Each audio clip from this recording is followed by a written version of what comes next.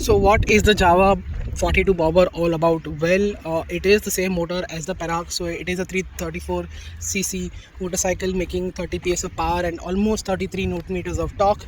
And it is mated to a 6-speed gearbox. The gearbox is not that smooth, could have been better. There are vibrations on the handlebar, on the tank, on the foot pegs and on the seat, but I would love to give the benefit of doubt to Java because this engine is brand new.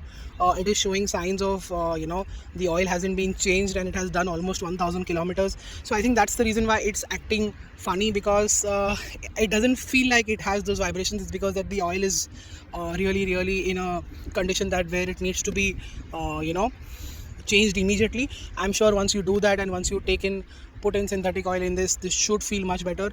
There will be a good amount of vibrations, but not as much as this bike has right now. Of course, this is a test unit, so it's gone through a lot. And I like the low end, I like the mid range. I particularly like how smartly Java has integrated the top end. Back when Java was launched, we tried to get our hands on the motorcycle. It was a quick impression. It's only after that we're getting this bike to test ride. It's been a while that we rode a Java or a SD, and this Java here is significantly different from the BS4 version that we rode. And of course that was a customer unit. And nevertheless, I see a big change in the BS4 to BS6 transition, because I didn't get to ride the BS6 versions of the 3 bikes that are on sale in the Java portfolio. And the engine basically has become a bit more vocal. It has become a bit more metallic, and it doesn't feel very old school. It doesn't feel very modern at the same time. It's somewhere in between. I don't know where to put it in characterizing it, but it's still a smooth engine. And it could have been smoother. The gearbox could have been better. The clutch is light, so it's great and easy to use. The best part about the Java range and this 42 bobber is the weight ride. The ride quality is really good for the most part. But since you're sitting very low, the suspension is right below you. What happens is that you feel almost everything on the road. I got the tires pressure checked twice. When we were riding the bike initially, when we picked up the bike, it had lower pressures, and that was the reason why it had fantastic ride quality. But when we got the pressures as per Java's recommendations, the ride quality became stiffer. The unevenness on the road became much more apparent even at higher speeds. And I think it could have done with USD forks at the front, given the fact that this bike sits so low. It gives you great feedback. It rides really well. The handling is spot on, stability is good enough. But I think the front USD fork would have made a world of a difference and would have made the bike how it's supposed to be. The front end would have been much more feedback instead of just being skidding over uneven roads or something like that. It would have taken all of that really well. Java had the opportunity to do that on this bike. It's sort of their flagship. They could have priced it 10-15,000 rupees expensive and given us USD forks, and it still would have made sense. You've got the C8 tires here. They are good enough. They are slightly on the harder side, so they last longer. And I wish there was a softer set of tire which would have made the handling even more better. And that's what the bike is. Riding it in the city, you will have to be a tad bit careful because it is quite long. You might clip into the front motorcyclist ahead, because the front wheel also is quite ahead and so is the back. So it's slightly a longer motorcycle, and since you're sitting in between and lower, you don't really realize that how long is this motorcycle. So it's a small thing that you need to take care of. It'll take a week or so getting used to.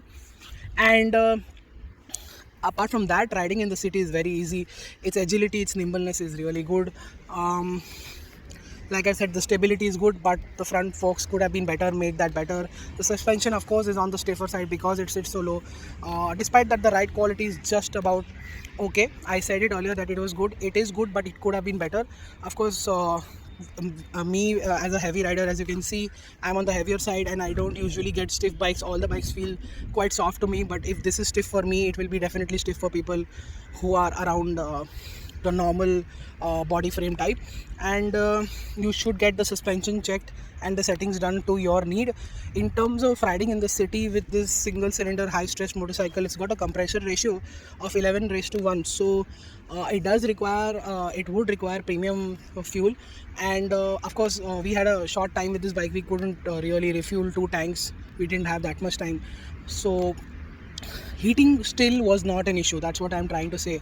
Even with the radiator, we were stuck in horrible Bombay traffic in the evening, and it didn't heat up one bit. There was no issue with the heating part. So I think that's a great thing, because it's nimble, it's agile, it doesn't heat up. So most of the time driving in the city with the right suspension setting should help you live with this motorcycle rather well. Ground clearance can be a bit of an issue.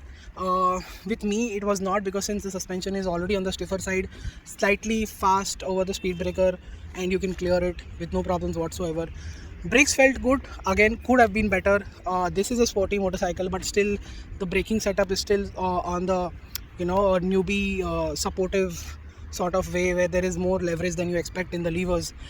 Braking bite post that is really good, and like I said, the tires could have been slightly more softer. They will last a lot, but if you want something more fun, softer, grips better in the rain, in the corners, I think you should try and get an upgrade for that. And that is what the Jawa 42 Bobber is all about. It's a mixed bag. Java also needs to work on it. You also need to find your right tuning for this, and when both of these things will come together, then the Java 42, the range and the bobber will also make a lot sense. But still, if you're in the market for something, for a motorcycle like this, which looks really really good because it grabs a lot of attention on the road, and you can find the right settings for your need and do that couple of changes and live with certain things, the Java 42 bobber will impress you, because the ride per miles characteristic that this motorcycle has is still very very high. Thank you so much for watching this video. Make sure you like it, share it and subscribe. Follow us on our website and social media for everyday updates. Until then, goodbye.